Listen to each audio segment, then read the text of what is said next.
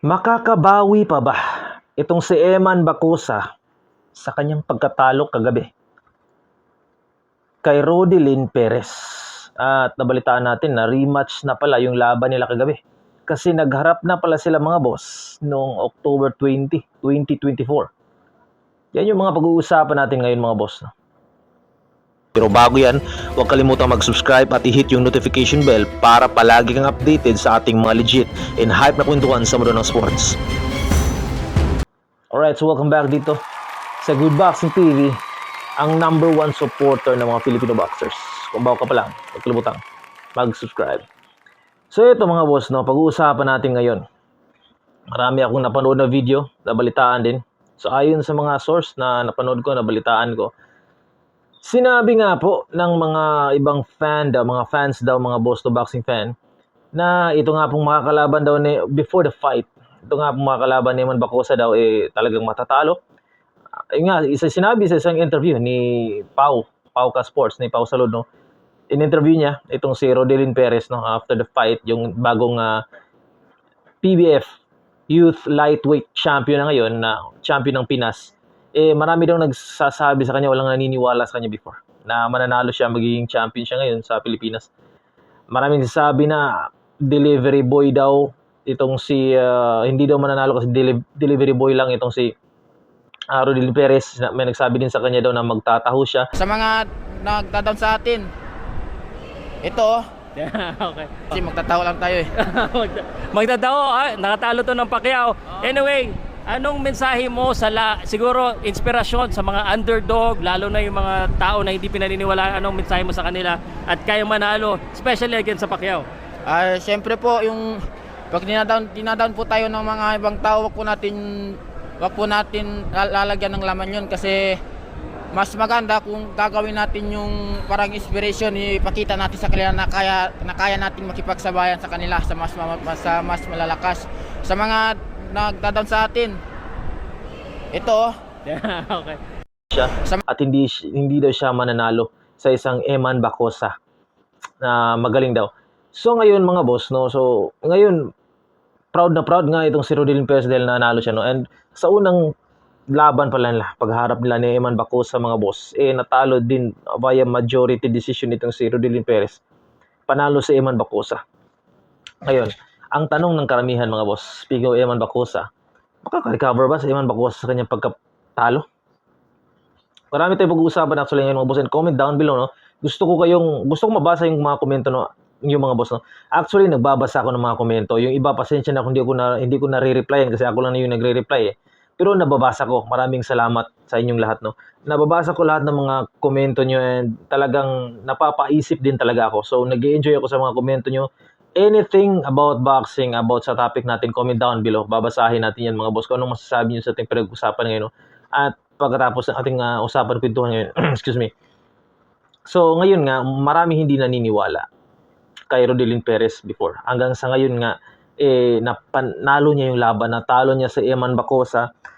At yun nga, si Eman Bacosa mga boss, ako yung nahihirapan kay Eman Bacosa ngayon, sa sitwasyon niya mga boss Kasi successful na siya ngayon mga boss. Actually, di ba, salute kay Eman Bacosa, maganda yung career niya sa pagiging artista, no?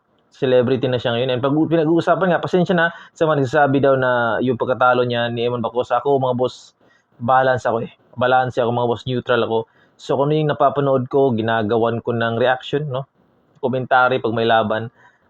Yun nga, nagkukwento tayo mga boss, yan yung gawain natin ngayon And pasensya na, talagang sasabihin natin yung katotohanan dito mga boss, no? Pero yun nga, pag may laban, Pinoy versus Pinoy, suportado natin yung dalawang yan. At kung may laban Pinoy versus hindi Pinoy, sa Pinoy tayo. Kahit sino pa yan, kahit Yamado, Dihado, basta Pinoy tayo mga boss, ganun tayo. Pero sasabihin natin yung katotohanan dito mga boss, no? Real talk. Yun nga, ang masasabi ko dito mga boss, kay Eman Bacosa, bounce back, no? Better luck next time, bawi ka na lang sa next fight mo. I'm sure mag-i-improve pa yan kasi bata pa.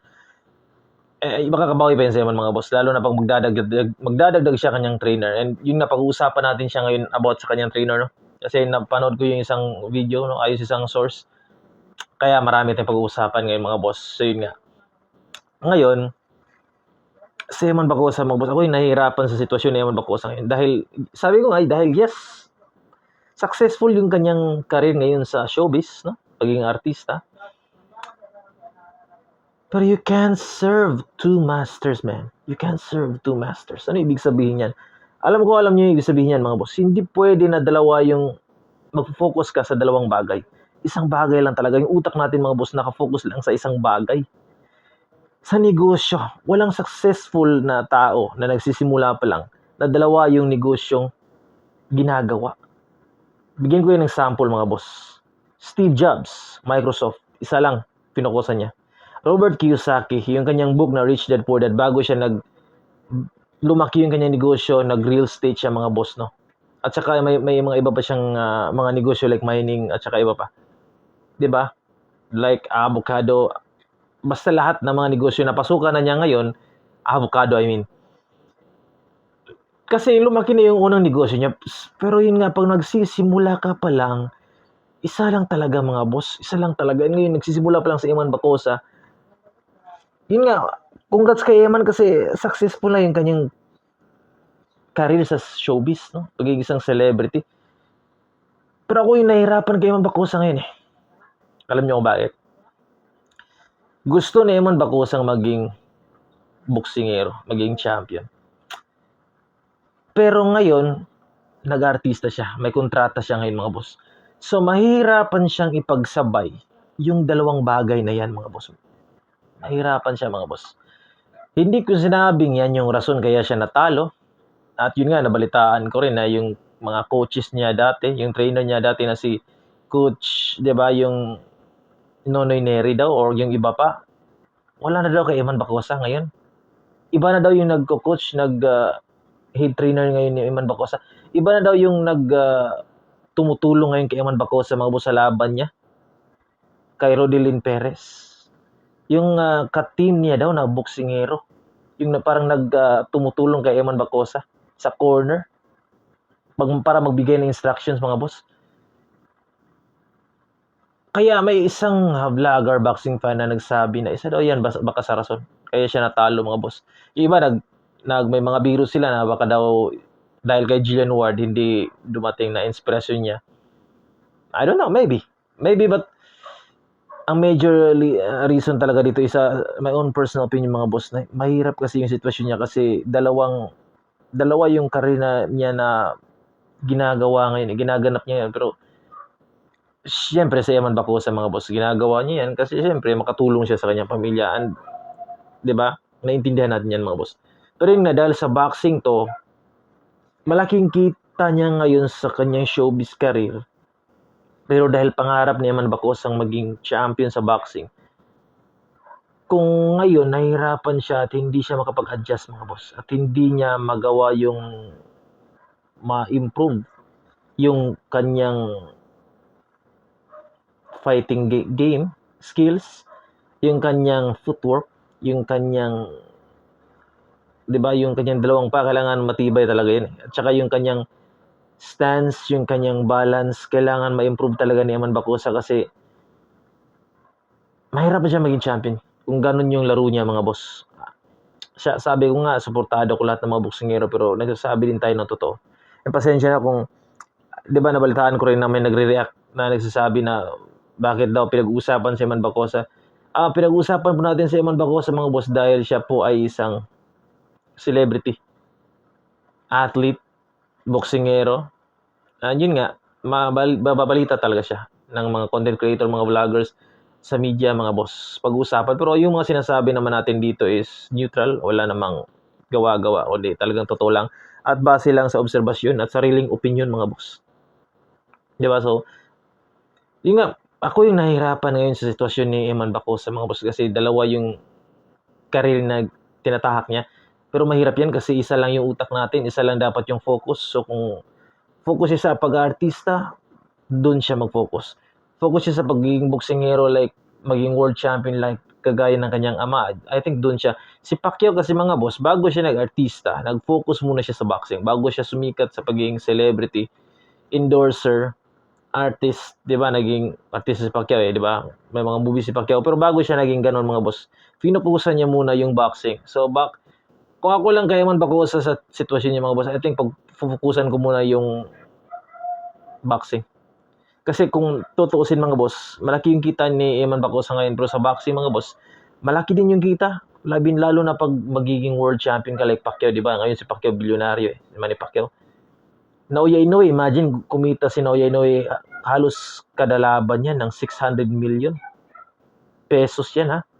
So, malaki talaga yung boxing mga boss, basta nasa tamang landas ka, tamang daan ka. Maging world champion ka, sisikat ka, hindi lang sa bansa mo, kundi sa buong mundo. Kasi may mga sponsors yan, malaki yung bayad sa'yo, kasi nga sikat at champion ka na. World champion ka na. So yan yung masasabi ko mga boss. So makakabawi ba sa Eman Bacosa? Makakabawi kasi bata pa eh. Marami pang training na pagdadaanan yan. Mga ka-team niya na bagong papasok. Yun nga, sinabi nga ni Rodilin Perez no before the fight, yung nakalaban niya yung Bacosa na champion ng PBF Youth Lightweight Champion na ngayon. Sabi na, hindi daw siya mananalo kay Eman Bacosa. Champion na si Eman dahil isa lang daw siyang, marami nagsasabi daw sa kanya sa isang interview, ayon sa kanyang interview kay Pau. Sa Pau Sports, kay Pau Salud, na nagsasabi na hindi mananalo kasi delivery boy lang daw si Rodilin Perez. Magtatako daw si Rodilin Perez, pero yun nga, napatunayan daw niya na natalo niya si Eman Bacosa sa kanilang rematch. Kasi rematch nga to mga boss, naglaban na pala sila before noong October 20, 2024. Di ba? 2 taon na yung nakakalipas. And ngayon naglaban sila kahapon, June 21, 2026 mga boss. So, may trilogy ba? I don't know man. Maybe. Pero yun nga, I think i-improve talaga ni Eman Bacosa yung kanyang fighting game, fighting style mga boss, at saka yung kanyang balanse, yung kanyang footwork, yung kanyang mental game, yung kanyang mental toughness, kasi hindi pa yun yung pagdadaanan ni Eman Bacosa na mahirap eh.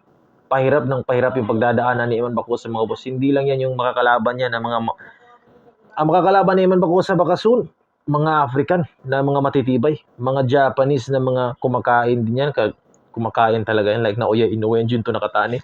So imagine, maiharap si Eman Bacosa sa mga ganong dekalibring boksingero. Delikado talaga mga boss.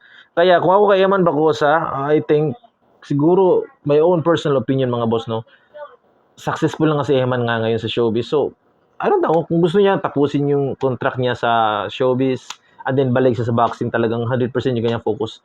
And sa mga nasasabi din, pasok na daw natin mga boss, so sabi si Eman Bacosa daw, baka daw natalo dahil may mga sa comment section nababasa ko sa ibang content creator vloggers din ng mga sa ilang kanilang channel, sa kanilang video, nagsasabi na baka daw isa sa mga rason kung bakit natalo si Eman Bacosa ay walang inspiration daw dahil hindi dumating si Jalen Ward. I don't know, hindi naman siguro mga boss, pero kung usapang babae lang mga boss, sabi ko nga sa inyo nung nakarang araw, maraming babae talaga. And pero yun nga, dahil mga lalaki nagsasabi talaga, naranasan ko na rin yan before mga boss, no, na isa talaga yung gusto ko, pero sa ngayon mga boss, bata pa si Eman, I think kailangan niya mag-focus muna talaga sa boxing, no? Yung babae, maraming babae mga boss. Sabi ko, maraming fish sa dagat, parang ganun lang yan. And then pag successful na si Eman sa kanyang boxing career, or 'di ba? And then doon na siya makakahanap ng malaking isda. Big fish na talagang makakasama niya, 'di ba? Sa buong buhay niya. So yan yung pananaw ko mga boss. So, inspiration, pwede. Inspiration niya si Jalen Ward, pwede naman. 'Di ba? Nabasa ko lang yan ayon sa mga comment diyan mga boss, no? So kaya isiningit ko lang. 'Di ba? So I think yun lang mga boss, makakabawi naman sa mga nagtatanong, makakabawi ba si Eman Bacosa? Makakabawi yan mga boss, batang-bata pa yan eh. Yun nga, magkaroon ng trilogy, no? Maglaban sila ulit at manalo na si Eman Bacosa, basta focus lang talaga sa kanyang training. Huwag muna sa babae, di ba? Or gawin na lang inspiration yung babae para sa kanya mga boss, no? And yun nga, palakasin niya yung kanyang stamina, yung kanyang mental toughness, patibayin niya yung kanyang katawan, yung kanyang footwork, yung kanyang balanse. Kasi yan yung nakikita kung medyo kulang pa kay Eman Bacosa. Delikado nga siya pag nakalaban siya ng mga matitibay na mga dekalibring boksingero kahit hindi kampiyon. Like mga African American or American boxers, mga boss, Mexican or Japanese freaking boxer na mga matitibay na ngayon at mga mauutak lumaban. delikado po silang kalaban mga boss. Isa yan yung mga masasabi ko. So yun lang. Anong masasabi niyo sa ating pinag-usapan ngayon? Makakabawi ba si Eman Bacosa sa kanyang next fight? Sa kanyang future sa boxing? Comment down below. Yun lang mga boss. Salute. Peace out.